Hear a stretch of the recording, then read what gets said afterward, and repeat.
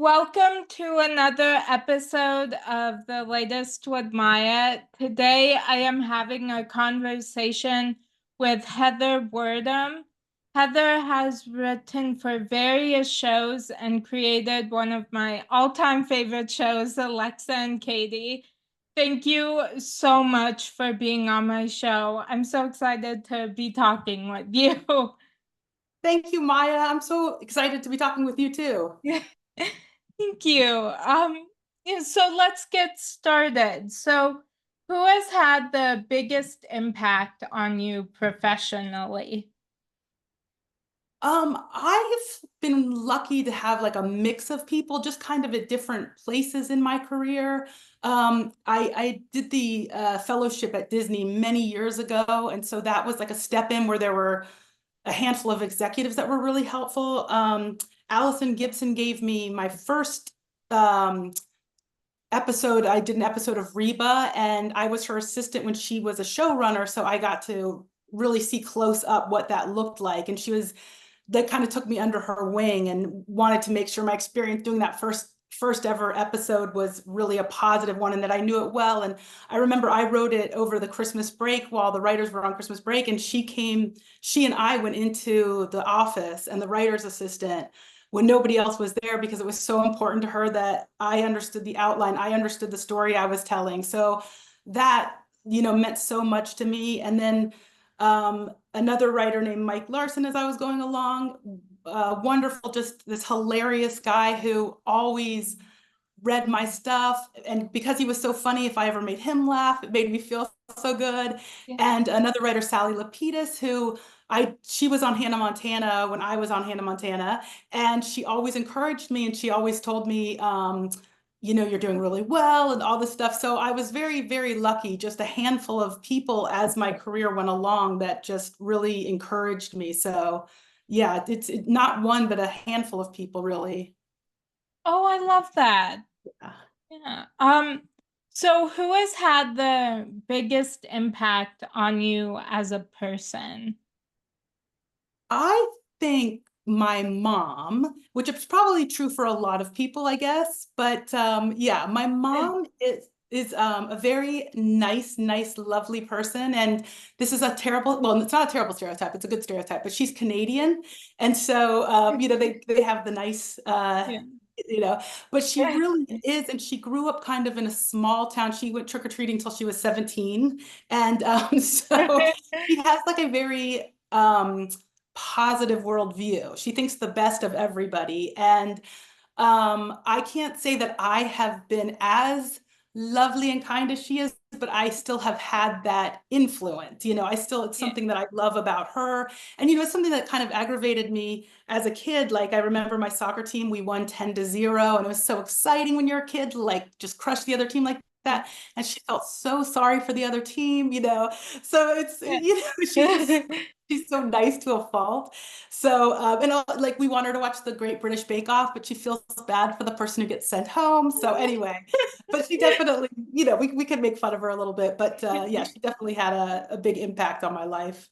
Oh, I love that. Yeah, and I think that's the one Canadian people being super friendly. I think that's the one stereotype that is actually good. Yes, Yeah. yeah. It's a good one to have, I think. Yeah. Yeah. Me too. Yeah. Yeah. Um, so how did the idea for Alexa and Katie come about? Well, so I was working on a Nickelodeon show, and they had asked me, do you want to pitch a show? So sometimes that'll happen, like they'll just ask writers that are already on a show, is just on staff on another show. And they were particularly looking for a girl friendship story. And on Nickelodeon, the stuff is kind of big and young and stuff. And so I was struggling with like what to do. And um, because I wasn't feeling the big over the top stuff, but I saw a news segment about two little girls, and they were starting school, and one of them had cancer, and she had gone through chemo and was bald, and her best friend had said, oh, I'm going to be bald too. If you're going to go to school bald, I'm going to go to school bald. So I mean, that really was just like the first episode of Lex and Katie, but these girls were 10 maybe. And I saw that segment and I thought, that is friendship. That nothing says friendship more. It was amazing. And I didn't know that they would want to do a show like that. And to their credit, they did. But as you know, so I wrote a pilot for them. And as it got closer to actually going forward to it, which happens a lot, that was not a pilot they went forward with. So I was able to resell it to Netflix and even change it and even make it a little bit older,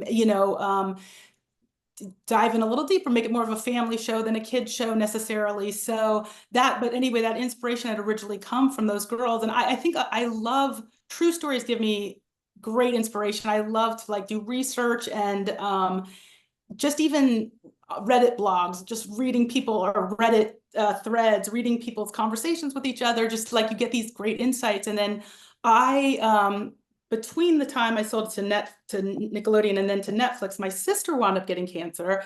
And so I got other insights from her. She's probably somebody that I'm the closest to in the world. And so, that was just kind of, I went to a lot of her doctor's appointments with her, and that was even more so than just watching a segment about those girls, which was wonderful. This was more insightful even. Yeah.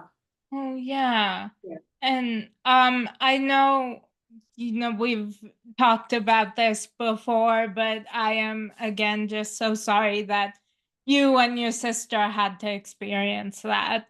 Yeah, thank you. Same with you. It's Yeah. really such a challenging thing to go through, but Yeah. because of the show, I've met so many people and I'm always amazed, like just the resilience, like it never fails that somebody says, oh, I was lucky because of this. I was lucky because mine got caught early. I was lucky because I saw this doctor. The incredible spin people, not even spin, but the ability to be Yeah. optimistic is incredible. So Yeah. my sister included, and my mom also had cancer, and just people like you that I meet, it's really, it's never not inspiring, like awe-inspiring to just hear your Yeah. story. Yeah. And yeah, I know I've already told you this too about Alexa and Katie, but that is just, it's one of my all-time favorite shows. I remember when it first premiered and watching it, I was just like, there's like my story and Alexa's are like totally different, but there was this sense of like I never had a character on TV that I could relate to so much. And Yeah.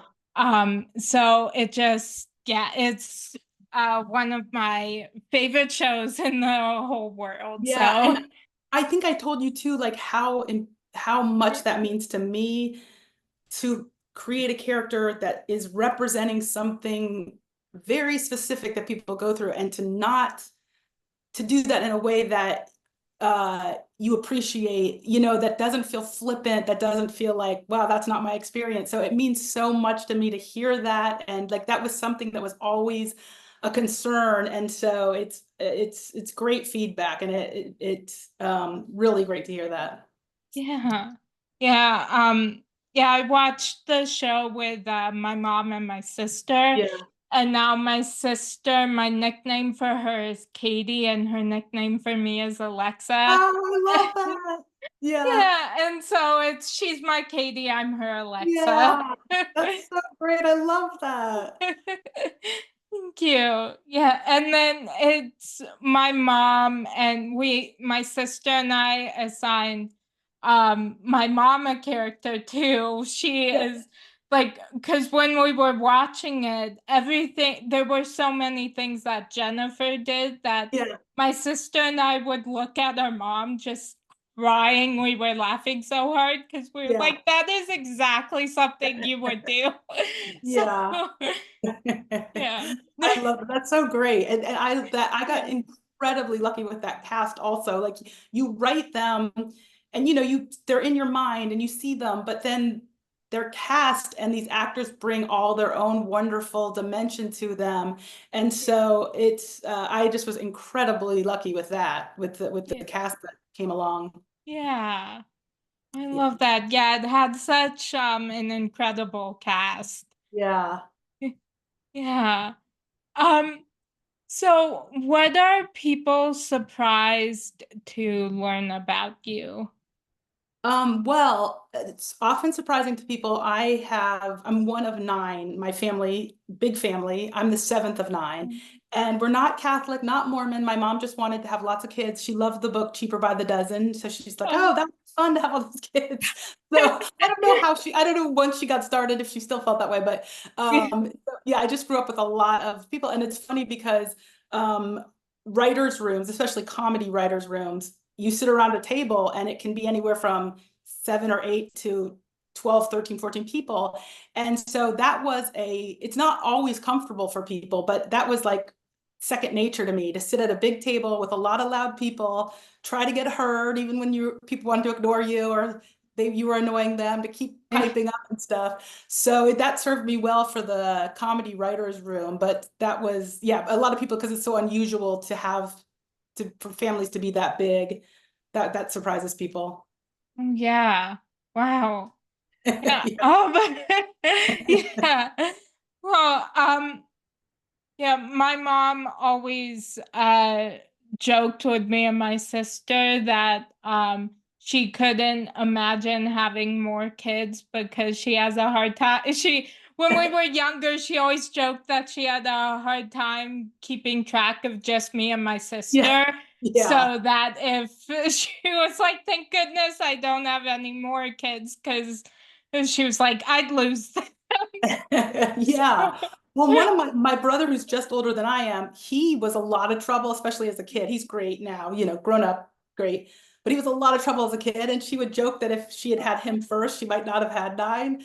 But I'm lucky she kept going because I came right after him. So I'm glad she didn't give Yeah. up after him. Yeah. Yeah. Um, so what was your favorite childhood book? I love the Beverly Cleary books and the Judy Blume books.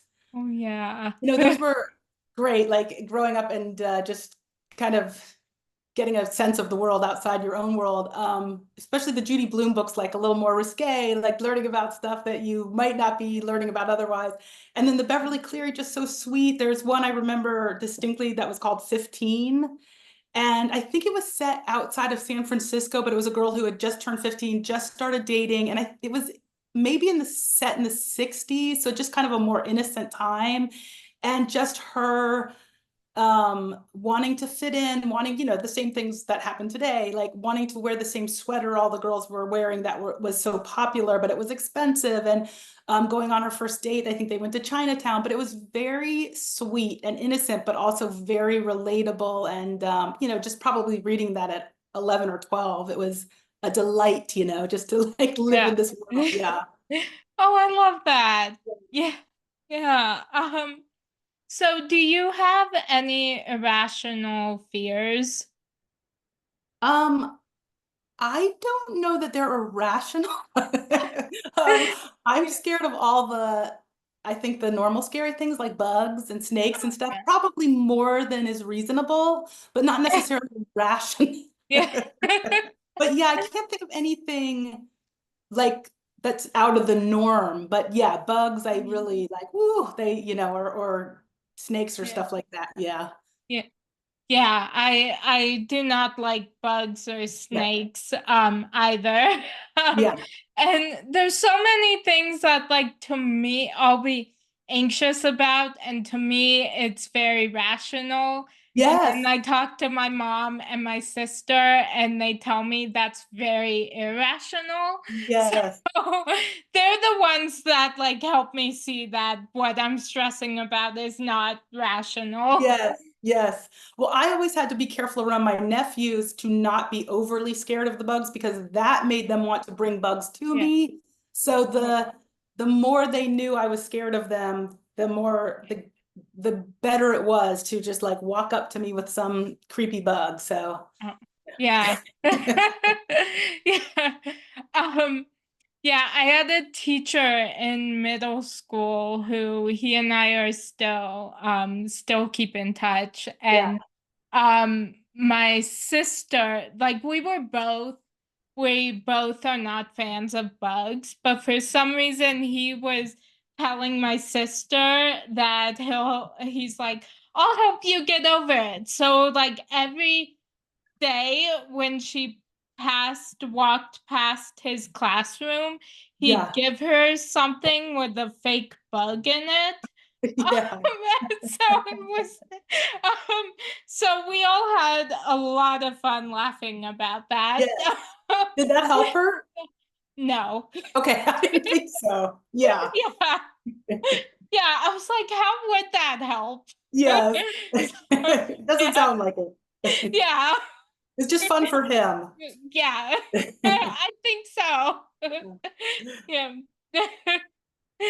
Yeah. Um, so what three words best describe you? Um, I'll say funny. Um,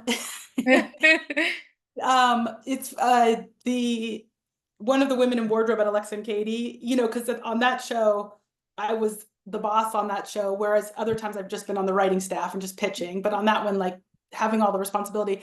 But I would go down to wardrobe and just to prove wardrobe, and I would say something that would make them laugh, and she would say, Heather, you're funny. And I would say, why is that a surprise to you? Like, I should be funny. Like, Yeah. you know, so anyway, it always cracked me up that she was like every week it happened. She'd be like, "You're funny." Like it was such a surprise. Yeah. But anyway, it's I think I'm funny. So Yeah. uh I would say I'm inquisitive. Like I want to know so much, and I almost wish I had the capacity to understand things more than I do. Like I want to know more than I feel like I can understand.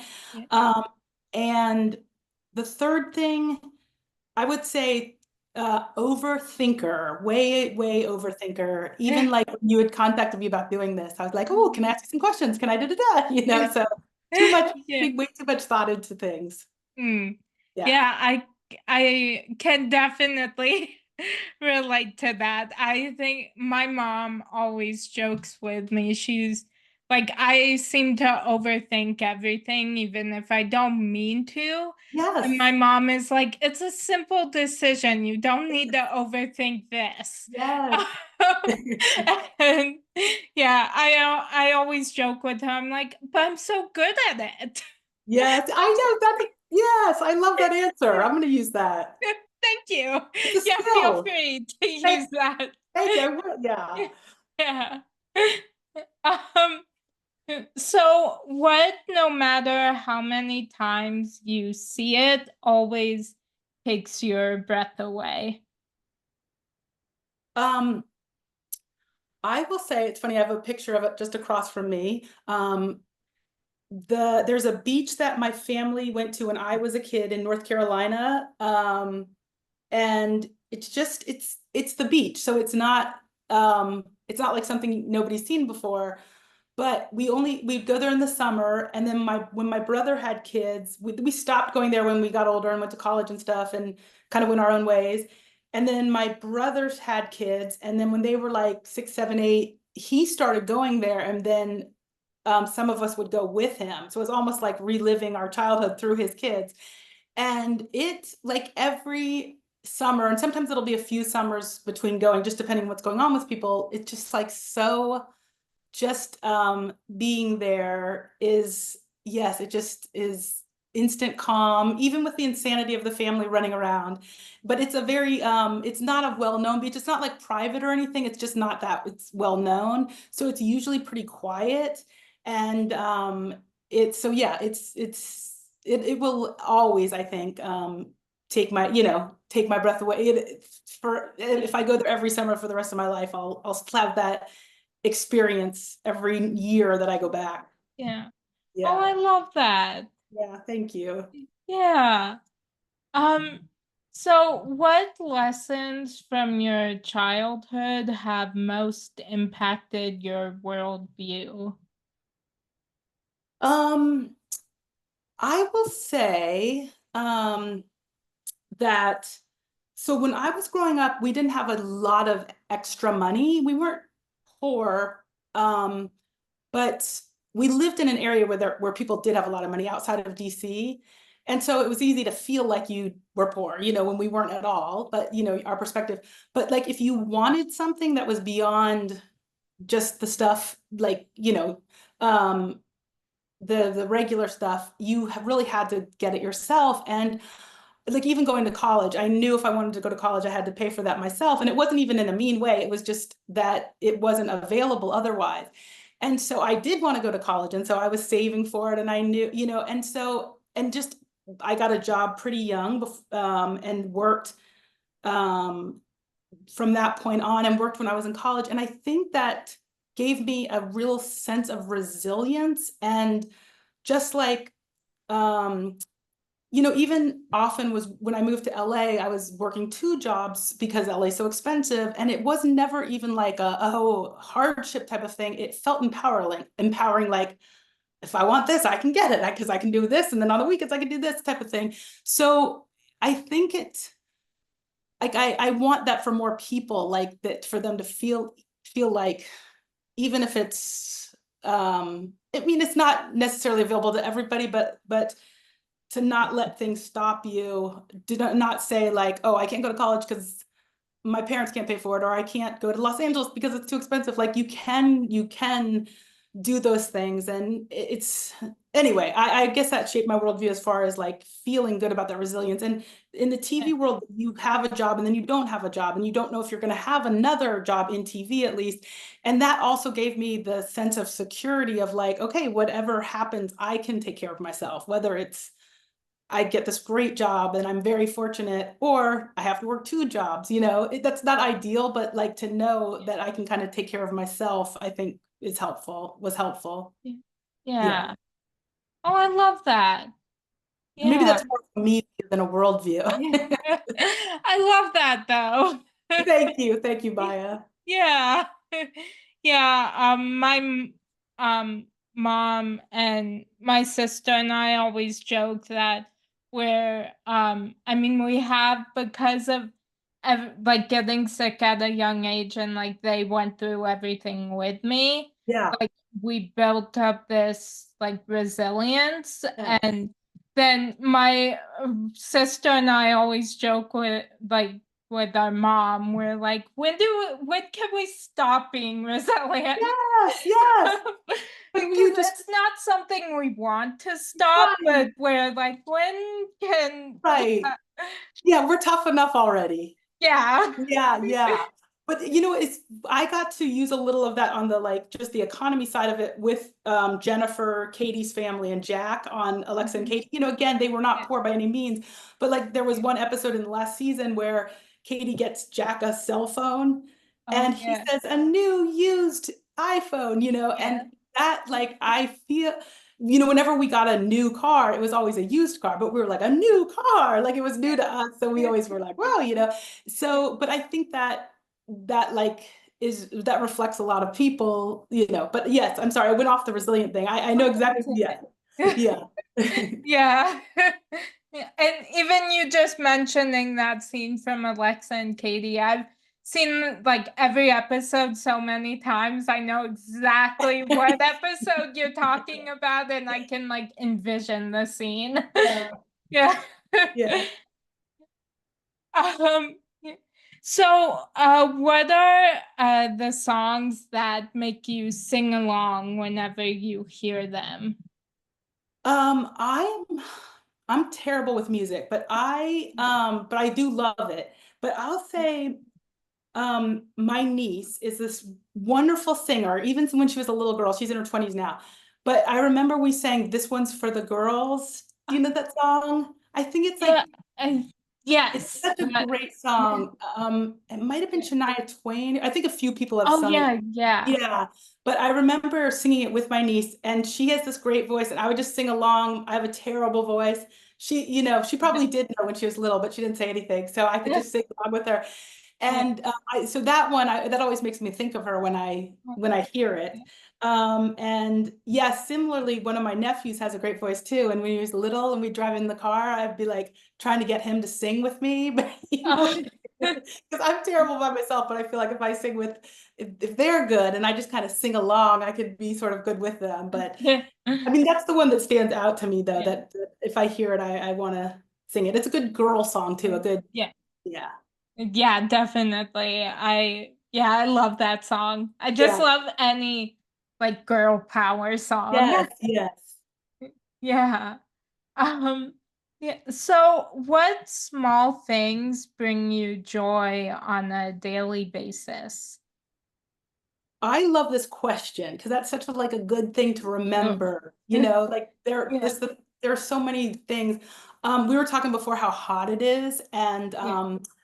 I when it starts to get a little cooler in the fall, even though I'm in LA, the fall is not as noticeable, but we do have it. And you get those like high 60s, mid 60 days, and it's just a little cooler. I bet you get really great fall days where you are. Yeah. Yeah. So I love just even that little chill in the air, which is hopefully coming Yeah. soon. I have a crazy, crazy dog that is has separation anxiety, insane separation anxiety, and he's big. He's over 100 pounds, so he's a lot of work, and so he brings me joy in between bringing me headache. So Yeah. he's got a lot of work, but like it's a reward because you get a reward from all the work. Just he has a good walk where he doesn't want to kill anybody. That's a good day. Like Yeah. So, so yeah, he brings me joy too. Oh, I love Like that. lots of things and family. Yes, I'm very lucky. Yeah. I I love love that that. question. Thank you for asking that. Well, yeah, thank you. I thank you for saying that. I've always been a big fan of like just the small things that Yes. bring joy. So Yeah, and it's easy to forget. So it's nice to like just hear that question and have to yeah, think of it. Yeah. yeah, definitely. Like right before this interview, I got a pumpkin spice latte, and even though Yes, that's like a small thing, that's one of yes, that just always brings makes me happy. yes, that's fall. Yes. Yeah. Yeah. Um, so I am pop culture obsessed, and as you probably know, and I go in stages of shows that I cannot stop watching. Is there a show that you are currently obsessed with? I hmm. I'm not currently, but I did watch a lot of The Office. I love that. I just love the way they made it feel like regular people. I think that's my favorite characters that you feel like they're real. It's not over the top comedy, but just, even though they're ridiculous, but you feel Yeah. like that could be my coworker. Um, I even friends like it's funny after all these years, like people still watch it every day, multiple Yeah. times. My sister watches it like comfort, like in the background when she's working or like even going to sleep. So those are ones that I watch over and over again. I love like the cooking shows too. Like I was mentioning the British Bake Off before, even though that's not scripted. I enjoy those Yeah. those type of things too. Yeah. Oh, I love that. Yeah, I find those like cooking and baking shows so fun to watch. Yeah. Um, and yeah, Friends is one of my comfort shows too. So Yeah, you're like, I'm just with my friends. yeah, exactly. Yeah. So I just have two more questions for you if that works. Yeah. Um, So, how do you keep yourself motivated on days you aren't feeling it? That is another good question. Um, I think it's interesting too, because I feel like when I was starting out, I would have thought somebody who had worked for a while, like I have now, wouldn't have those issues. But in my experience, it's always the case. You can, you when you're starting out, when you've been doing it for a while, you always have those days where you're unmotivated. But I think that like sometimes I just can't start the work or what, and so I love research. And so um maybe do some research or do or something else related to it. If one part of it you're struggling with, if you're struggling writing the outline, write a character's background or write something about that character that you may never even use in the script, but like what they did in the fourth grade or something, something silly like that. Yeah. And I think the other thing that's important is on that day, like recognize, sorry, the thing's wiggling because the cat is, Yeah. uh, that kind of recognize, ooh, on this day that I didn't want to do anything, I did this and this, even if they feel like small things, to keep you motivated, to say, like, to recognize, I really didn't want to do anything and I researched for 45 minutes. Or you mean, even sometimes if it's like, I'm going to watch this show because my show is going to be like that show and I want to see how they did this and this and this. And, you can just find smaller ways to do something that makes you feel like you're having forward progress on the days that you're not as motivated. But Yeah. yeah, Oh, I love that. yeah. Yeah. So I love inspiring and motivational quotes. And this week, my favorite quotation is, I finally found my rhythm when I realized that even the steps backward were part of the dance. Is there a quotation that has inspired you lately? Yes, that's a great one. That is so great. And I think it was even to the motivation thing, Yeah. like to not get down on yourself. Like, yes, you're learning something. Such a great expression.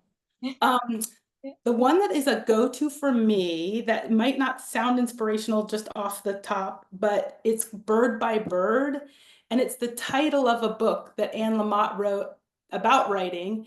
And it's called Bird by Bird because it's a funny story that her brother had a 3 months to do a project about birds in like elementary school or something, and he never worked on it. And then the night before it was due, he was overwhelmed writing it. And her dad just said, take it bird by bird, buddy. Just take it bird by bird. So his whole thing is like, all right, just you've got this huge thing to do. It's overwhelming, but just go bird by bird. And so my sister and I would do that when she was going through chemotherapy and when she was sick and when she had her other issues. We would say that all the time. It's like, it's such a journey, but today you just have to do this.